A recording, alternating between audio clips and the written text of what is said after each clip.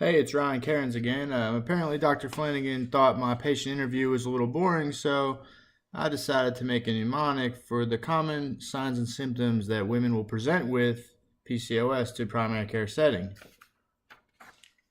You're probably wondering where I am, but I made these nice printouts for you.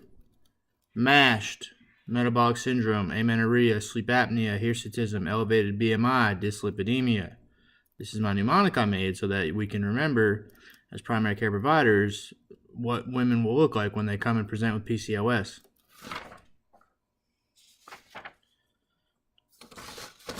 Metabolic syndrome, truncal obesity, hypertension, insulin intolerance, hyperlipidemia.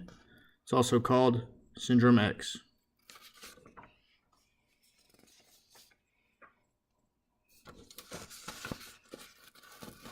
Amenorrhea. It's important to rule out pregnancy first. Next, when a patient presents with amenorrhea, check a prolactin and a TSH. Pituitary adenomas and hypothyroidism are also common causes of amenorrhea. It's also important to assess for other causes of amenorrhea like excessive exercise, medication, starvation, and emotional stress.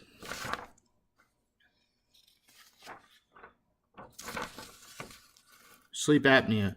Symptoms include short-term memory problems, weight gain, tiredness, gastric reflux, dry mouth, sore throat, slow metabolism, high blood pressure, diabetes, and depression.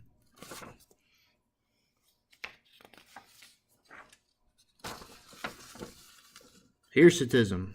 This is abnormal facial hair in areas that men usually grow hair, like the face, chin, sideburns, and stomach. It usually responds to topical retinoids or oral antibiotics like minocycline. Make sure you refer your patient if systematic retinoids are considered, like Accutane.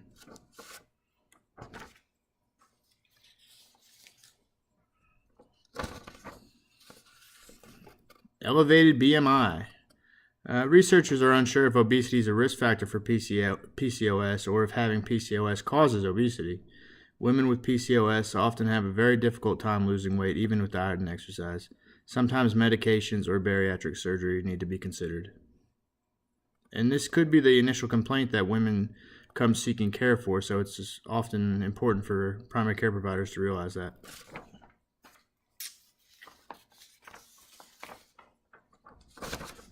Dyslipidemia. A lipid panel should be obtained on all women with newly diagnosed PCOS, regardless of age. Women with PCOS usually have an elevated LDL. Diet and exercise is a first-line therapy, but most often not effective.